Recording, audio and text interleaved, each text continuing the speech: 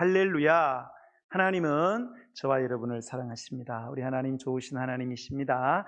전우자를 보시고 주의 이름으로 환영합니다. 사랑합니다. 반갑습니다. 축복합니다. 건강하세요.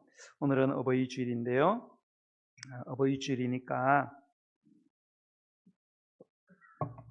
부모님들에 대한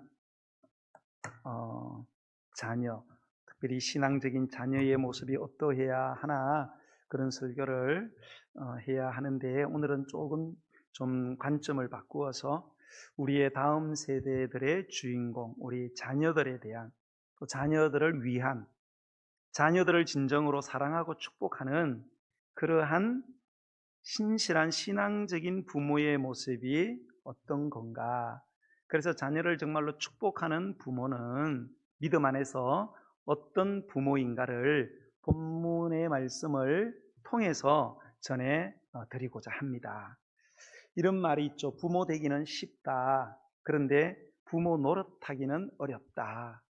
이 말이 참 맞는 것 같습니다. 저도 자식 놓고 이렇게 살아보니까 부모 되는 거는 그냥 되는데 부모 구실하는 거는 참 어렵다. 동서고금을 막론하고 같은 입장이 아니겠나 싶습니다. 우리 모든 부모들의 마음은 자식이 나보다는 더 나은 삶을 살아야 되지 않을까, 그런 바람들이 아마 저도 있고 여러분도 있을 거라고 생각합니다. 하지만 자식 이기는 부모 없다는 말이 왜 생겼을까요? 그만큼 자식 키우기가 어렵다. 그죠? 부모 노릇하기가 힘들다는 뜻 아니겠습니까? 자, 우리가 일반적인 관점에서 부모의 역할을 한번 정의해 본다면, 자, 부모의 역할이 뭘까? 거기에 대한 정의, 이 복잡하고 급변하는 혼란스러운 세상에서 우리 자녀들이 신체적으로 안전하게 생존하고 또 건강하게 성장할 수 있도록 첫 번째, 보호할 책임이 있습니다. 네. 생존의 위협을 받을 수 있기 때문에 우리 아이들이 이 아이들을 잘 첫 번째로 보호를 해줄 책임이 있다. 자, 더 나아가서 한 인격체, 즉 사람다운 사람, 사람의 됨됨이와 품격을 지닌 존재로 사회에서 번영할 수 있도록 해주는 능력, 그리고 성품을 준비시켜주고 길러주는 역할을 해야 된다. 이게 부모의 역할입니다. 하나는 보호를 해줘야 되고 하나는 준비시켜주는 이 두 가지 역할이 부모가 해야 할 책임이고, 부모는 이러한 역할을 수행할 권위를 하나님으로부터 수여받았다라는 사실을 기억할 필요가 있습니다. 자, 무엇보다도 믿음을 가진 우리 믿음의 그 부모들, 그냥 부모 노릇하기도 힘든데 믿음으로 우리 자녀들을 대하고 키우는 것은 더더욱 어렵고 힘들다, 그렇게 볼 수 있습니다. 그것을 반증하는 구약 성경의 예를 보면, 여러분 사무엘이라는 사람을 아실 거예요. 사무엘은 보면은 성경 역사에 사삭이라는 아주 영적인 암흑기가 있었어요. 300년 동안요. 그 암흑기의 여명을 밝히는 위대한 인물이 누구냐? 사무엘입니다. 한나라는 사람이 눈물로 서원기도에서 얻은 사무엘은 어릴 때부터 성전에서 살았고요. 어릴 때 하나님의 영음을 듣는 신령한 그런 이스라엘의 아주 걸출한 지도자였습니다. 그래서 많은 백성들을 돕고 또 기도해주고 구원했던, 또 갈 길을 이렇게 가르쳐줬던 아주 위대한 선지자인데요. 그런데 그 자식들을 보면은 전혀 딴판으로 살았습니다. 사무엘상 8장 3절에 보면 이런 말씀이 있어요. 그의 아들들이 자기 아버지의 행위를 따르지 아니하고 이익을 따라 뇌물을 받고 판결을 굽게 하니라, 이렇게 했어요. 아버지는 너무너무 훌륭한데요. 너무너무 훌륭한데 그 아들들은 아버지를 본받지 않고요, 뒷돈을 받으면서 백성들의 재판장이 되어서 재판을 굽게 했다. 예, 그래서 결국은 이스라엘 백성들이 우리에게도 사람의 왕을 세워달라 하는 이런 사달까지 나게 되었습니다. 야, 어떻게 사무엘처럼 이렇게 훌륭한 아버지 밑에서 아들 둘이가 이럴 수가 있겠나. 성경을 제가 이렇게 보면 이 사무엘 이분은 순회 부흥사였어요. 순회 부흥사. 전국을 돌아다니면서 집회를 하고 지금 부흥사들이 하는 것처럼. 그러니까 제가 보기에는 집을 너무 많이 비웠어요. 집을 너무 많이 비워서 애들이 어릴 때 자랄 때 좀 아버지가 옆에 있어 줘야 되는데 너무 집을 많이 비워서 아마 이 아이들이 마음의 상처가 되지 않았나. 예. 아버지가 있어야 될 그런 공간이 있거든요. 그러니까 아이들은 생각하는 거, 이해하는 거, 판단하는 폭이 좁잖아요. 그 폭으로 바라보니까 아마 아빠를 많이 오해한 것 같아요. 그래서 우리 아버지는 내가 필요할 때 옆에도 없고 아직 자기 혼자 돌아다니는데 뭐 우리도 하고 싶은 대로 하자. 그렇게 했던 것 같아요. 또 여러분, 우리가 이 솔로몬 왕 다음에 보면 나라가 이스라엘 두 동갈이 나잖아요. 북방 이스라엘 10개 지파가 가고요, 남방 유다 2개 지파가 오는데, 북방 이스라엘의 19명의 왕은 전부 다 우상 숭배자였어요. 악한 왕이었는데, 남방 유대는 20명의 왕이 있었어요.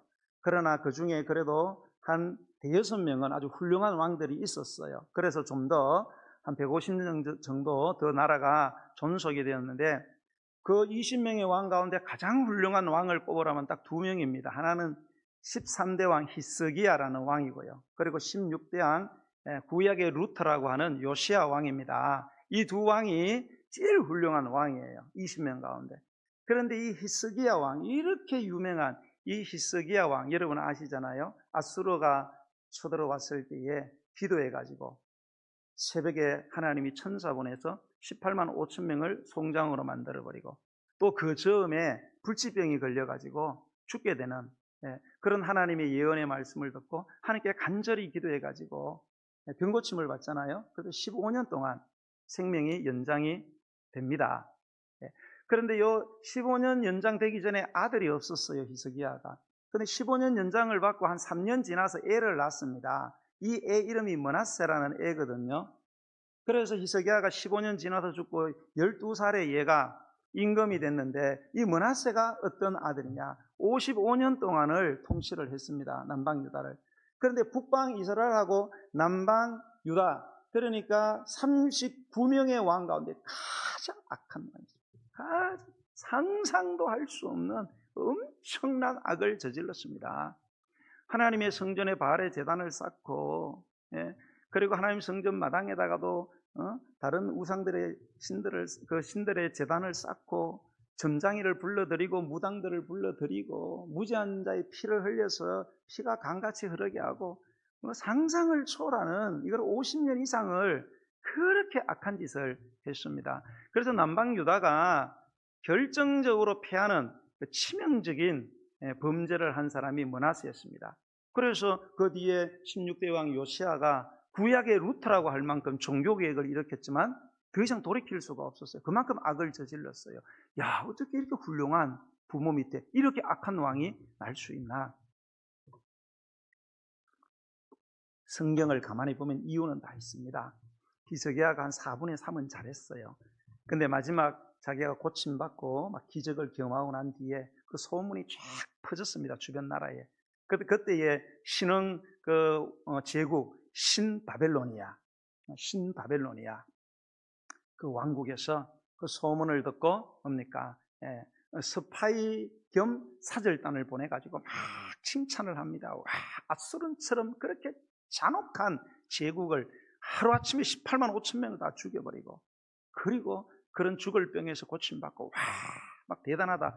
그러니까 히스기야가 그때에 하나님이 하셨습니다. 하나님께서도 하셨습니다. 이러면 좋았을 텐데, 맞다고, 내가 대단하다고. 그러면서 내가 어느 정도 대단하냐. 그래서 막 성전에 있는 막 금으로 도배된 거 보여주고, 성전 창고에 있는 막 금그릇, 막 은그릇 보여주고, 자기 개인 창고에 있는 막 무기고에 있는 막 무기들하고 금은 보화를 보여주면서 나 이 정도입니다. 하나님 이야기는 하나도 안 하고, 그래서 하나님께서 그의 교만을 책망하시면서 네 자식 때에 큰 일이 일어날 거다, 이런 예언을 받게 되는데, 아마 므낫세가 그렇게 교만하게 살아간 아버지의 모습을 보면서 자란 것 같아요. 여러분, 우리 믿는 사람의 죄 가운데 교만이 제일 나쁜 죄입니다.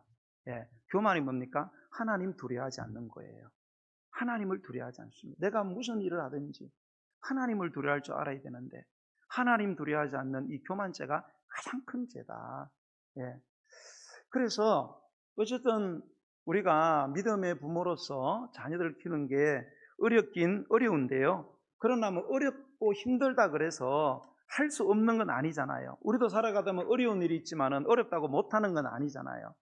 그리고 또 우리가 어떤 면에서는 어려운 일이라는 것은 긍정적인 측면에서 가치 있고 귀한 일이다, 이렇게 볼 수 있습니다. 우리가 세상 살아가면서 손쉽게 뭔가를 얻는 것은 그거는 도둑질하는 거고, 그거는 사기치는 거고, 그거는 나한테 전부 독이 됩니다. 우리는 자녀들에게 절대로 뭔가를 쉽게 얻으려고 해서는 안 된다는 것을 반드시 가르쳐야 합니다. 내가 애를 쓰고 노력해서 얻어야 그게 진짜다, 그거를 가르쳐야 합니다. 그렇기 때문에 우리가 자녀를 믿음으로 기르는 게 어렵다는 것은 불가능한 것은 아닙니다. 그만큼 어쩌면은 귀하고 존귀한 일이다. 그래서 사무엘이나 히스기야의 경우를 우리가 타산지석 삼고 반면교사 삼아서 한번 희망적으로 도전해 볼 만한 그런 존귀한 일이 아닌가, 우리 자녀들을 믿음으로 키우는 게, 이런 생각을 해볼 필요가 있습니다. 오늘 제가 여러분에게 소개해드리고자 하는 그 부모는 디모데라는 사람의 부모입니다. 정확하게는 그의 어머니와 외할머니입니다. 자, 디모데는 누구냐? 신약 성경이 27권인데요 27권 가운데 13권 이상의 책을 쓰신 분이 있습니다. 사도 바울입니다. 바울 사도. 이 바울 사도의 수제자, 그리고 영적 아들로 사랑받고 인정받은 그런 인물, 초대교회의 아주 걸출한 지도자, 그 사람이 바로 디모데라는 사람입니다. 자, 3절의 말씀을 한번 보겠습니다. 3절 한번 읽어볼까요? 자, 내가 밤낮 간구하는 가운데 쉬지 않고 너를 생각하여, 이 너가 바로 디모데거든요. 생각하여 정결한 양심으로 조상적부터 섬겨온 하나님께 감사한다, 이게 있습니다. 자, 여러분 지금 이 디모데후서를 쓰는 이 바울의 처지가 뭔가 하면 지금 감옥에 있습니다. 네로 황제 때 이제 두 번째 감옥에 투옥돼 가지고 네로 황제로부터 사형 선고를 언도받았어요. 그래서 이제 곧 사형이 집행될 날이 정해졌습니다. 그런 가운데 자기의 이제 죽음을 앞두고 사도 바울이 밤낮으로 간절히 기도하면서 늘 생각한 인물이 누구냐? 디모데였어요. 간절히 기도할 때마다 기도에 떠나지 않는 사람, 항상 하나님께 이 사람만 생각하면 마음에서 감사가 나오는 사람이 누구냐? 바로 디모데였다. 네.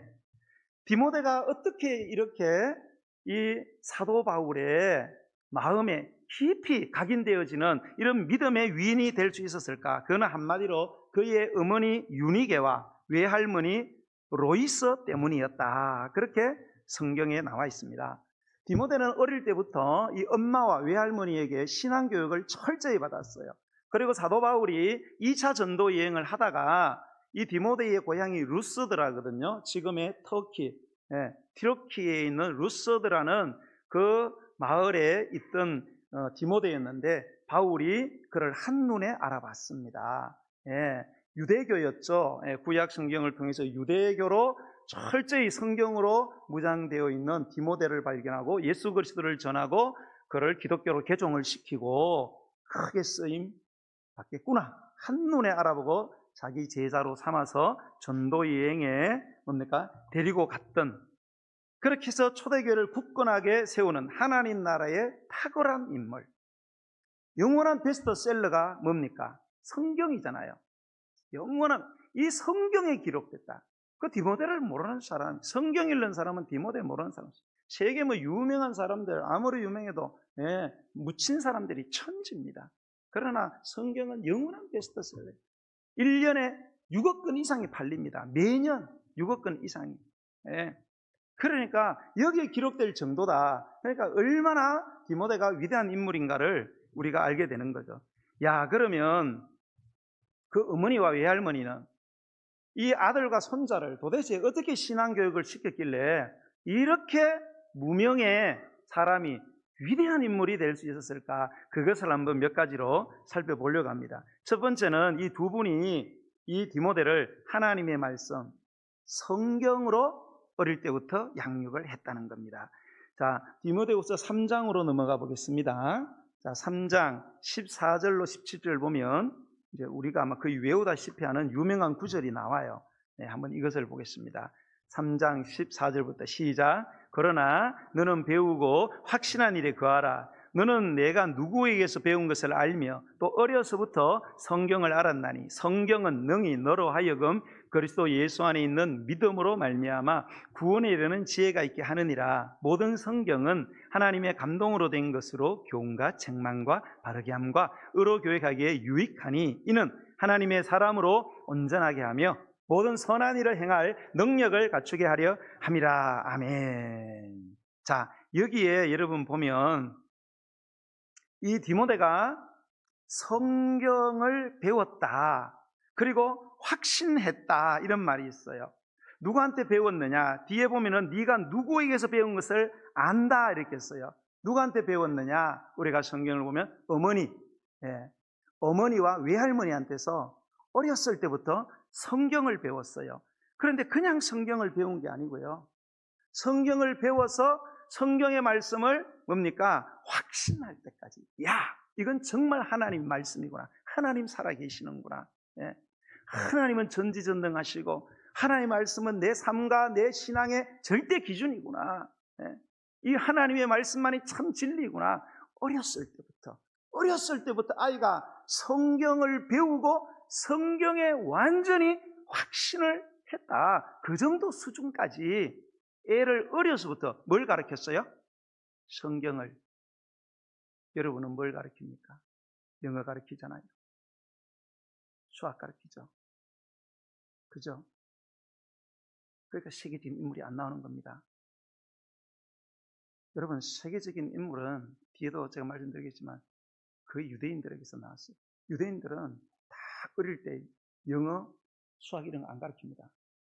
전부 성경만 가르칩니다. 세계적인 민족들이 그런데. 여러분, 하나님의 말씀이요, 내 안에서 이렇게 완전히 사직체 오당육부에 각인이 될 정도로 이렇게 확신하는 수준까지 가려면 세 가지 방법으로 성경을 반드시 우리가 배워야 됩니다. 첫 번째는 체계적으로 배우셔야 돼요. 두 번째는요, 단계적으로 배우셔야 됩니다. 세 번째는 반복적으로 하셔야 됩니다. 이 세 가지 방법 외에는 없습니다, 여러분. 이거는 성경뿐만 아니라 모든 학문, 모든 영역에서 다 똑같습니다. 첫 번째, 체계성 있게 배우셔야 합니다. 두 번째는 단계적, 초급, 중급, 고급 위에 또 있습니다. 프로급, 그 다음에는 반복해야 됩니다. 이 세 가지를 하지 않고는 절대로 배운 것을 확신할 수 없다. 이걸 꼭 기억할 필요가 있습니다. 그렇게 가르쳤다는 거예요. 엄마하고 누구가? 외할머니가. 여러분, 성경이 부모된 우리에게 주는 가르침은 분명합니다. 그게 뭐냐? 자녀들에게 성경을 가르치라는 거예요. 그래서 여호와 제일신앙을 반드시 전수해라. 이것이 부모로서 가장 근본적이고 우선적인 믿는 부모의 책임이다. 무엇보다도 자녀가 언제 어릴 때 어려서부터 성경을 가르쳐야 된다. 하나님을 믿는 부모라면 어려서부터 엉뚱한 데 돈 쓰지 말고 성경을 가르쳐라. 잠언서 22장 6절에 보면 마땅히 행할 길, 이게 성경이잖아요. 아이에게 가르쳐라. 그러면 늙어도 그거를 떠나지 아니하리라. 어렸을 때 가르치면 늙을 때까지 보장이 된다 이 말이에요. 우리나라 말이 3살 버릇 몇 살까지 간다? 8까지 간다. 몇 살 버릇요? 3살. 몇 살? 3살. 3살. 여러분 3살 때 뭘 가르칩니까? 아이들에게. 3살이 뭘 알아? 우린 다 그러지요. 그러니까 세계적인 인물이 안 나오는 겁니다. 3살, 3살 버릇이 여든갑니다. 3살 때부터 제대로 가르치면 굵직굵직한 인물이 나온다. 예, 우리는 3살 때 아무것도 안 하잖아요. 밥만 먹이고, 예, 아무것도 안 하잖아요.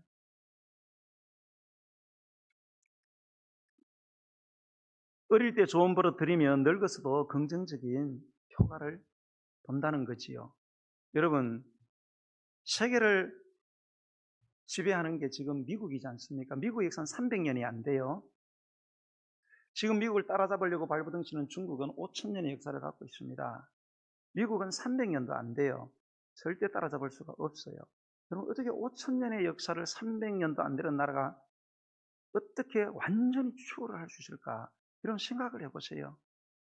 너무너무 놀랍지 않습니까? 예? 그런데 여러분, 이 미국을 사실 뒤에서 좌지우지하는 게 어느 나라입니까? 유대인들입니다, 여러분. 그래서 지금도 봐요. 미국은 죽어나 사나 무조건 이스라엘 편입니다. 무조건. 그렇게 할 수밖에 없어요. 그만큼 유대인들이 위대한 민족이 되었어요. 지금이야 예수님을 안 믿지만 성경의 예언에는 이제 예수님을 믿는 때가 이제 예수님 재림 가까이가 되면은 그냥 민족적으로 돌아올 거라고 예언되어 있어요. 어쨌든 여러분, 이들이 이렇게 세계적으로 번성할 수 있는 것은 어렸을 때부터 아이들에게 성경을 가르친다. 그래서 유대인 아버지는요, 자기 아내가 임신하잖아요. 임신하는 순간 바로 뭡니까? 아버지는 그 엄마의 자기 아내의 배에다 대고 신명기 6장 4절로 9절 말씀 들어라 이스라엘아. 이게 쉐마입니다. 유대인들의 교육 헌장이거든요. 네.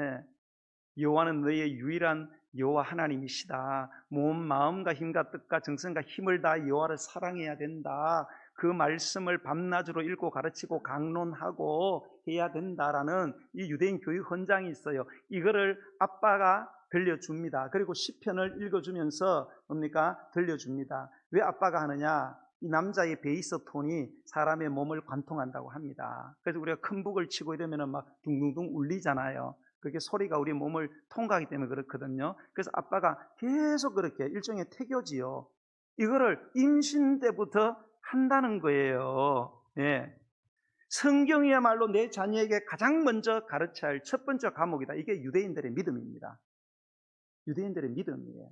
예. 다른 거를 가르치는 게 아니고. 그리고 유대인들은 3살이 되면요, 아이들이 3살이 된다. 우리 3살 버릇 그랬잖아요. 3살 되면 히브리어 알파벳을 가르치기 시작합니다. 우리나라 되면 기역, 니은을 가르친다. 아야, 의여, 오요, 우유 가르칩니다. 왜? 성경 읽히려고. 3살부터. 예. 뭐 학교 가서 책 읽으려고 하는 게 아니고 성경 읽히려고요. 성경 읽히려고. 그리고 4살이 되면은 성경을 읽어줍니다.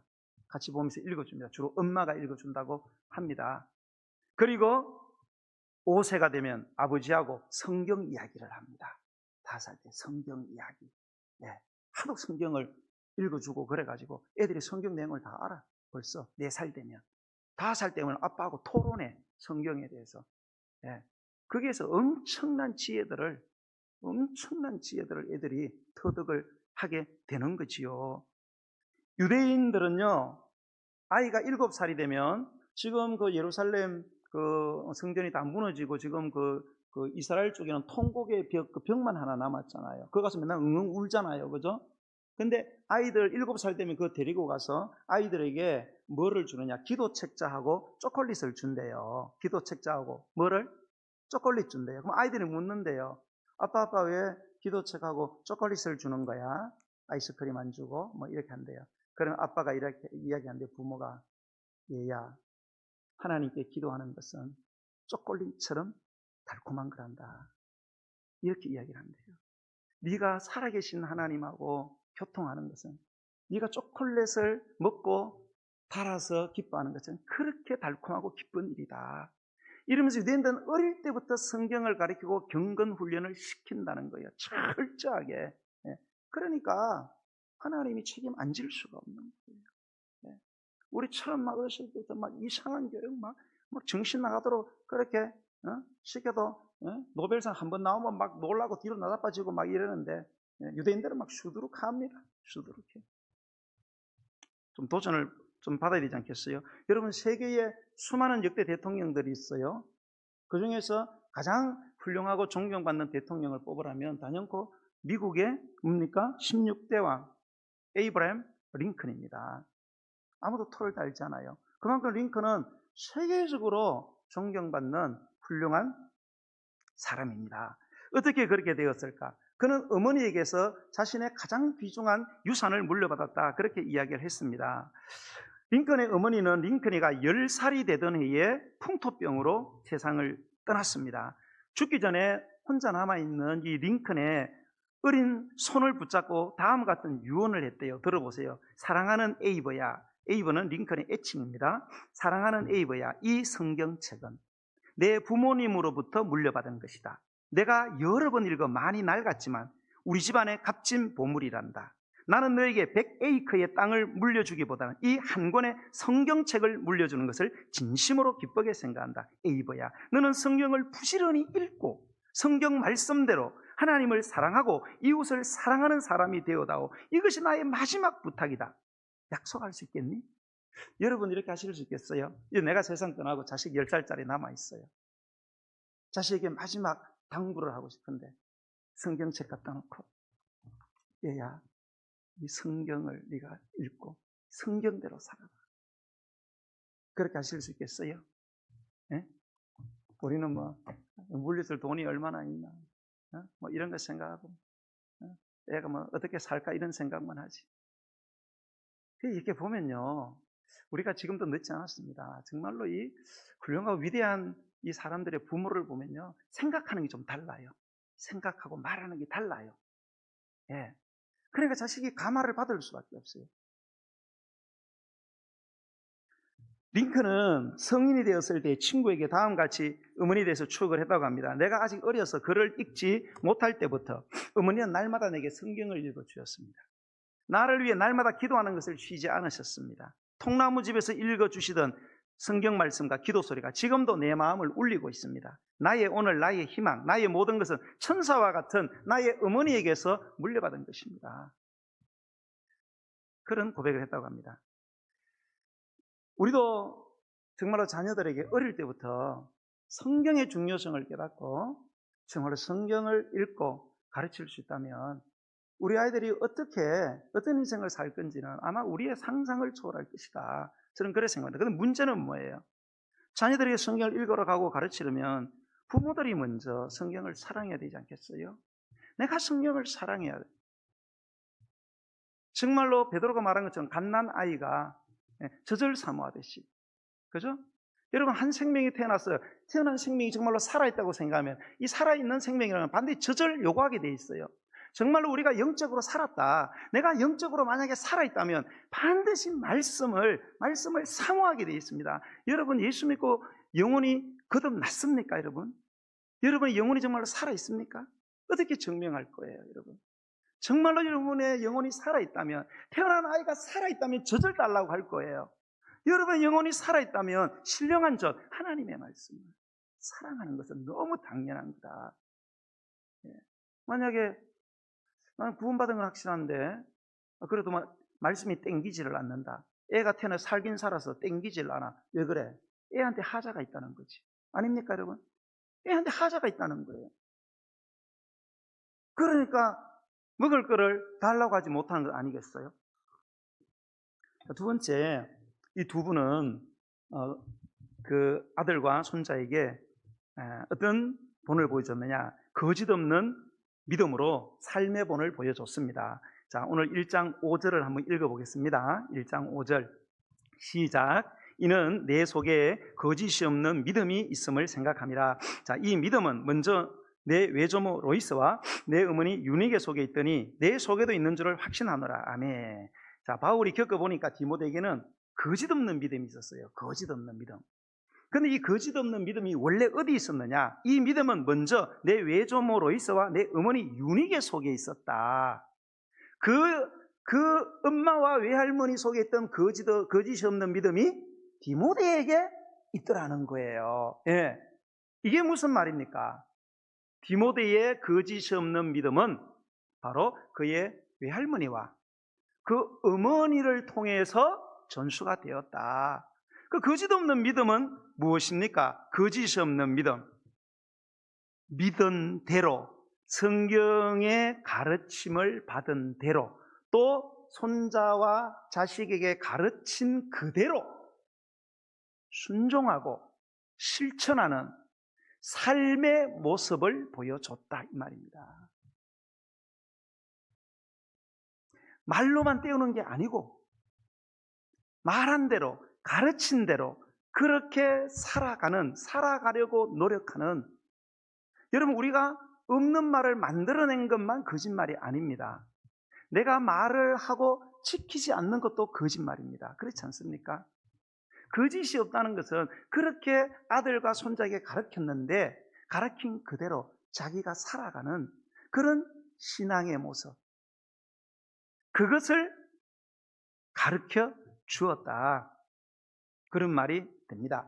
자, 우리 그 믿음을 가진 부모들의 믿음이 정말로 소중하다 이렇게 생각하는 부모들은 자식도 믿음으로 살기를 다 원합니다. 근데 이게 잘 되지 않아요. 저도 자식들이 있지만은, 정말로 믿음으로 살았으면 좋겠다. 인생을 살아보니까 믿음으로 사는 게 정말로 성공적으로 사는 거거든요. 천지 만물 누구 만들었습니까? 하나님만. 지구를 누구 하나님 만들었어요.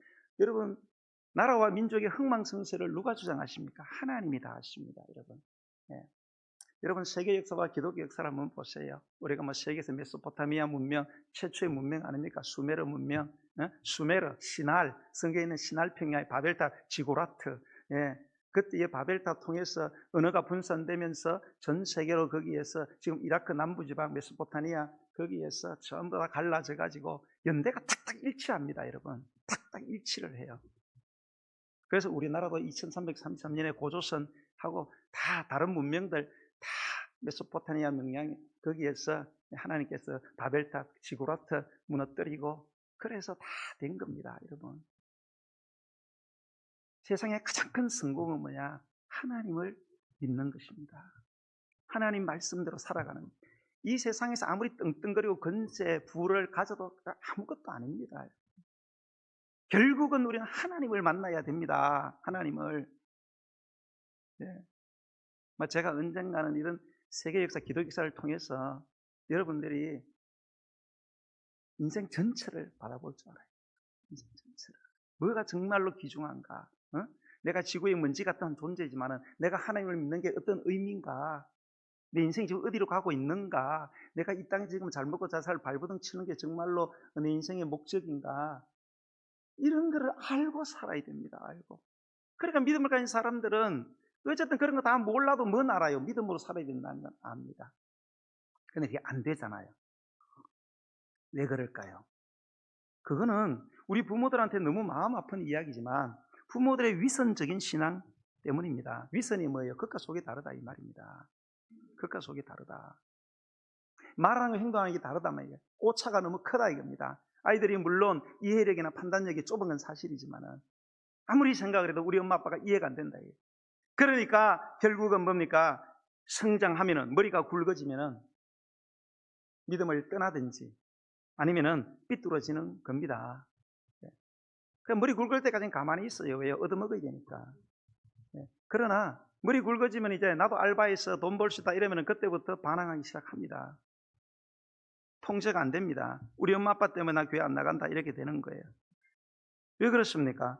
기도해라 하면서 말은 하지만은 기도하는 모습을 보여주지 않기 때문에 그렇습니다. 교회에서 모습하고 집안에서 모습이 너무 다르다, 이 말입니다. 이런 위선적인 신앙생활을 한다면 자녀는 신앙을 버리든지 아니면 똑같이 위선적인 신앙생활을 하고 만다는 것입니다. 여러분, 정말로 그런 말씀드리지만 우리 부모들이 마음 아픈 그런 일이지만 만약에 내 자녀에게 믿음이 없다, 이 모든 것의 책임은 그냥 한마디로 짧게 부모의 책임이다. 믿음 없는 자녀를 바라보면서 내가 해야 될 말은 뭐냐? 범인은 바로 나다. 범인은 바로 나다. 거짓된 믿음, 위선적인 신앙생활은 내가 범인이다. 이거를 우리가 인정을 해야 된다는 거예요. 여러분, 모든 유대인들이 가장 위대하게 존경하는 지도자는 모세라는 사람입니다. 뭐 모세는 불신자들도 모르는 사람이 없죠. 모세는 이집트에 430년에 종살이를 끝장을 내고요, 출애굽을 뭡니까 이룬 위대한 이스라엘 역사를 만들어낸 사람이 모세입니다. 그래서 지금까지는 그들은 예수 그리스도를, 유대인들은 지금 인정 안 하기 때문에 모세를 최고의 지도자로 봅니다. 유대민 역사에서. 그럼 어떻게 모세는 이렇게 위대한 존경을 받는 사람이 되었을까? 바로 그의 부모들, 아므람과, 아버지가 아므람이잖아요. 엄마는 뭐예요? 요게벳입니다. 요게벳. 특히 엄마의 영향이 많이 컸어요. 예. 여러분, 히브리서 11장은 믿음의 장이거든요. 믿음의 사람들에 대해서 쫙 적어놨습니다. 거기에 보면 23절에 이런 말씀이 있어요. 믿음으로 모세가 났을 때 그 부모가, 자, 그 부모가 믿음으로요, 모세가 났을 때 어떻게 했느냐? 아름다운 아이임을 보고 이렇게 됐어요. 자, 엄마가 아기를 낳는데 아기가 되게 아름다워요. 아름답다는 것은 얼굴이 잘생겼다 그런 뜻이 아닙니다. 아름답다는 것은 보통 아이가 아니다. 하나님 나라에 쓰임받기에 적합한 아이다. 이걸 한눈에 알아봤다 그런 뜻이에요. 엄마가 워낙 믿음이 있으니까 아이가 딱 태어났는데 이 아이가 하나님이 쓰시겠구나, 이거를 직감적으로 깨달은 거예요. 그래서 뭘 했느냐? 석 달 동안 숨겼다 그렇게 돼 있어요. 왜 석 달을 숨겼느냐?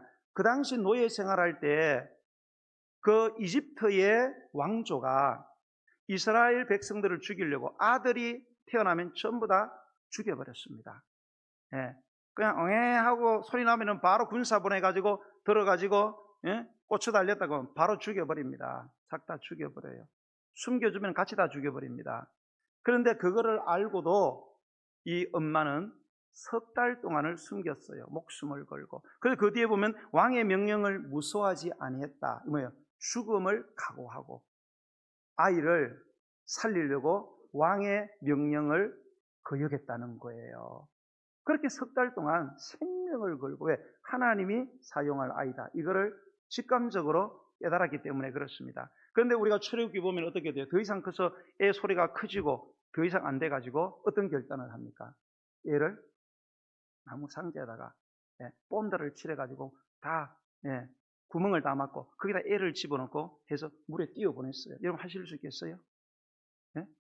여러분, 애 소리 나면 와서 바로 모가지 다 날아가는데 애 석 달 동안 애 막 태어나서 우는 애를 석 달이나 숨겼습니다. 그리고 더 이상 안 되니까 애를 강물에다가 상자에 집어넣고, 여러분 띄워보낼 만한 믿음이 있습니까, 여러분? 그런데 요게벳은 그렇게 했다는 거예요. 하나님이 책임을 질 거다. 하나님이 책임을 질 거다.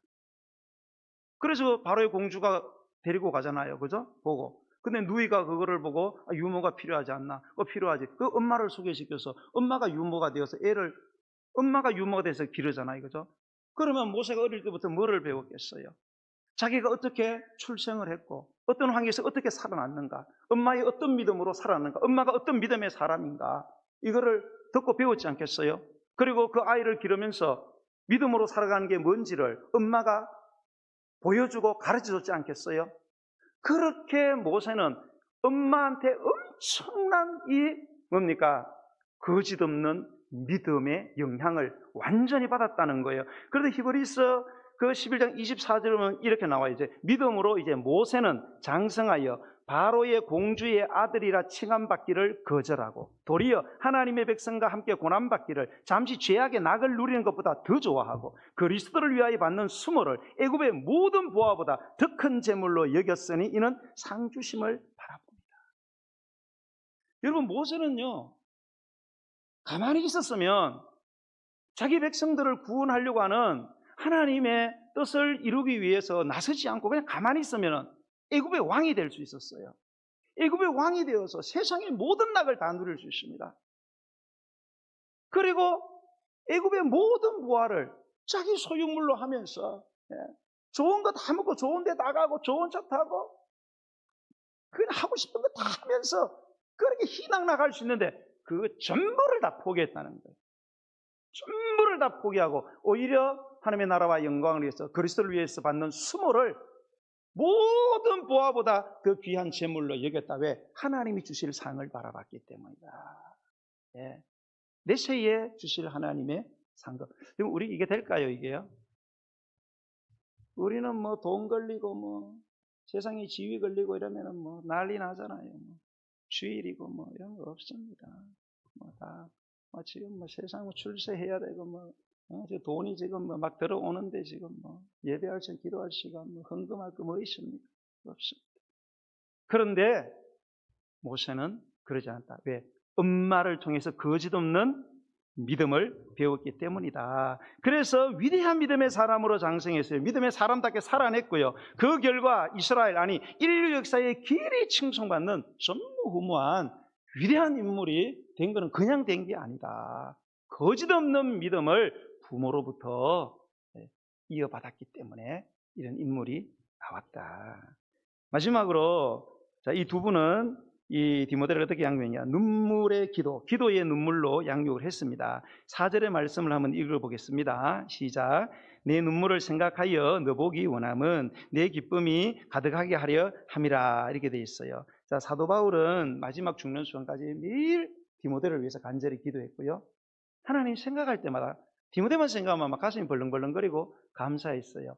그런데 그렇게 기도할 때마다 항상 마음속에 생각난 게 뭔가 하면 디모데의 눈물이었어요. 눈물을 흘리는 디모데가 늘 생각이 났어요. 사실 본문에서는 이 눈물이 뭐 언제 흘린 눈물이고 왜 흘린 눈물인지 이런 내용은 자세히 나오지 않습니다. 그러나 우리가 성경을 통해서 이렇게 보면은 어쨌든 이 눈물은 이 사도 바울과 함께 있을 때 흘린 눈물이고 또 사도 바울과 어쩔 수 없이 헤어지게 되었을 때 또 헤어진 후에도 계속 흘린 눈물이다. 그런데 누구를 위해서 흘린 눈물이냐? 바울을 위해서 흘린 눈물이다. 그런데 이 눈물은 그냥 눈물이 아니라 바울을 위해서 흘린 눈물의 기도, 기도의 눈물이었을 것이다. 이것은 명백하다고 생각합니다. 자, 여기서 우리가 생각해야 될 것은요. 자, 기도할 때 눈물이 그냥 나지 않는다는 거예요. 여러분 기도하시잖아요. 기도할 때 눈물이 잘 나와요, 안 나와요? 예? 여러분 사람이 이게 눈물이 되게 감동을 주거든요. 그죠? 악의 눈물을 흘려도 사람들 넘어갑니다. 눈물이 그만큼 엄청난 힘이 있어요. 근데 문제는 우리 하나님께 기도하는데 눈물을 안 흘린다는 거예요. 하나님이 감동을 안 해. 예, 감동을. 왜? 철철 눈물을 흘려야 되는데 이게 안 되는 거예요. 왜 우리는 기도할 때 눈물이 흐르지 않을까요? 눈물 흘리고 기도한 걸 본 적이 없잖아요. 그죠? 여러분 우리가 금요기도 때도 애들이 이렇게 나옵니다. 애들을 여기에 불러서 장학금을 주는 이유는 기도하는 우리 부모들을 보고 아이들이 기도하는 모습을 배우기를 원하기 때문에 그런 거예요. 애들이 뭘 알겠어요. 그냥 스캔을 한단 말입니다. 스캔을 시켜주려고 그러거든요. 근데 그것을 우리가 보여줘야 되거든요. 어떻게 기도하는가? 얼마나 기도하는가? 정말 눈물을 흘려 기도하는가? 정말로 간절하면은 책상을 치면서 가슴을 치면서 기도하는 모습을 보여줘야 되는데 디모데가 눈물의 기도를 뜨겁게 드릴 수 있었던 것은 분명히 엄마와 외할머니가 눈물로 뜨겁게 기도하는 모습을 봤기 때문이다. 틀림없지 않습니까, 여러분? 그걸 봤기 때문에 눈물의 기도를 드릴 수 있었다는 거예요. 사랑하는 여러분, 우리는 자녀를 어릴 적에 신앙교육 잘 못 시킬 수 있습니다. 그래서 안타까운 마음이 있죠.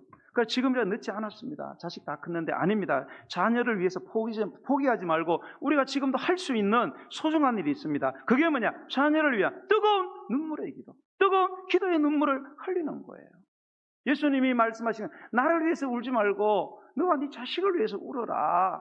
울면서 우리가 자녀를 위해서 기도한다면 우리가 자녀를 위해서 때로는 능력도 부족하고 물질도 부족하고 교육도 제대로 시키지 못해서 그런 데는 1인자가 될 수 없을지 모르겠지만 그러나 누구나 자녀를 위한 뜨거운 눈물을 흘리는 기도의 1인자는 될 수 있다. 돈 드는 것도 아니잖아요. 마음만 먹으면 되잖아요. 하나님 앞에 내 자식을 두고 뜨겁게 눈물 흘리면서 가슴을 치면서 내 자식을 책임져 달라고.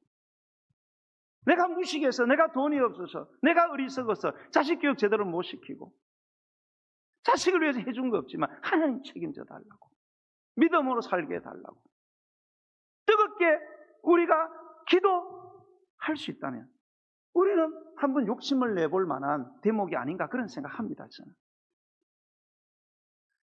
그런 말 있잖아요. 눈물로 기도하는 자식은 망하는 법이 없다. 눈물로 기도하는 자식은 개망난이라도요 절대로 망하지 않는다.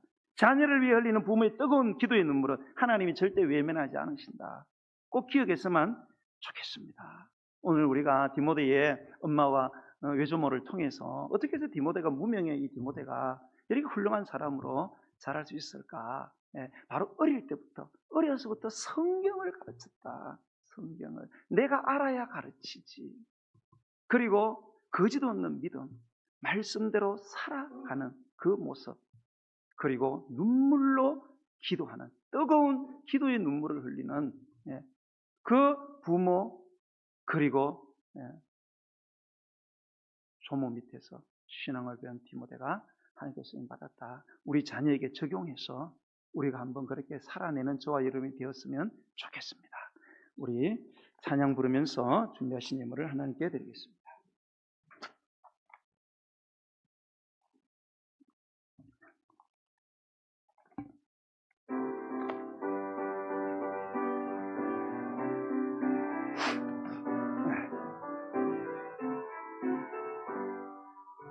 나의 사랑하는 책 비록 헤어졌으나 어머니의 무릎 위에 앉아서 재미있게 듣던 말 그때 일을 지금도 내가 잊지 않고 기억합니다.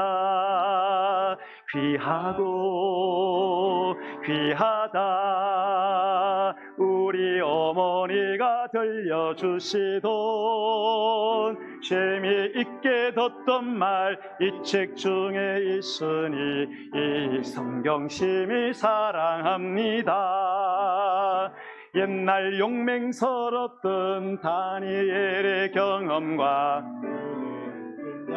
왕의 역사와 주의 선지 엘리야 바람 타고 하늘에 올라가던 일을 기억합니다. 귀하고 귀하다 귀하고 귀하다 우리 어머니가 들려주시던 재미있게 듣던 말 이 책 중에 있으니 이 성경 심히 사랑합니다.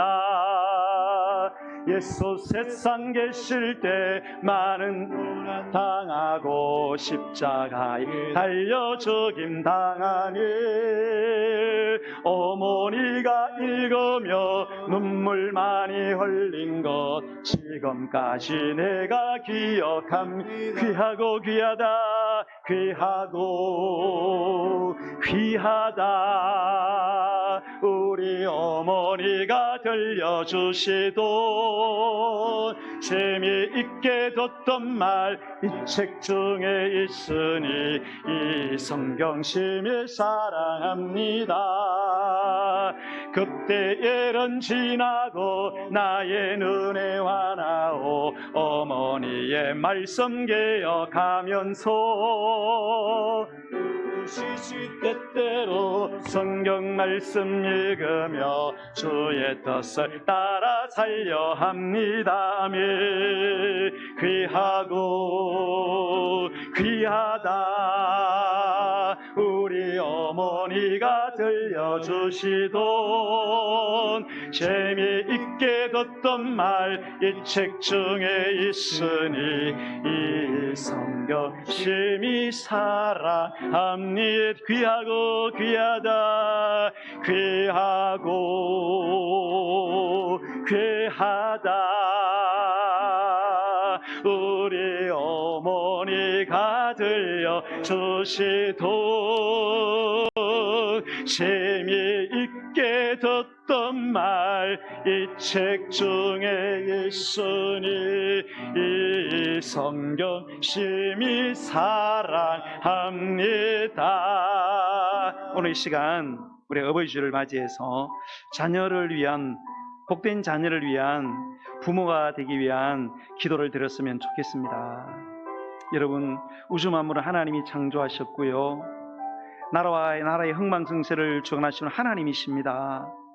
여러분, 우리가 하나님 앞에 어떤 모습으로 사는가가 우리 인생의 마지막 결론이 되는 것입니다. 우리가 세상의 것들을 버리라는 뜻이 아니고요, 세상을 다스리시는 분이 누구신지를 분명히 알고 먼저 우리가 우리의 자녀들을 어려서부터 하나님의 말씀으로 키웠으면 좋겠습니다. 우리 가정에서부터 신앙교육이 되어야지, 신앙교육을 교회에다 맡기면 안 됩니다. 먼저 가정에서부터 부모된 우리를 통해서 자녀들이 하나님의 말씀을 배우고, 그리고 거짓 없는 믿음을 물려주는 부모가 되게 달라고, 눈물로 후원하는 기도하는 부모가 되게 달라고. 그래서 하나님, 우리 자녀들 내가 낳았지만은 하나님이 책임지고 불기둥 구름기둥으로 인도하고 홍해를 갈라주시고 바다에서 아버지 하나님의 바위에서 물이 나고 하늘에서 만나와 메추라기가 떨어지는 이런 놀라운 광야와 같은 세상에서도 우리의 자녀들이 살아계신 하나님의 인도하심을 받는 생생한 믿음의 축복의 자녀가 될 수 있도록 하나님이여, 오늘 배운 말씀대로 자녀를 가르치고 자녀들을 돌보는 우리가 되게 달라고 주의 이름 부르고 기도하겠습니다. 주여, 주여, 주여. 할렐루야. 아버지 하나님, 우리를 부모로 세워주신 것 감사합니다. 그러나 부모 노릇하기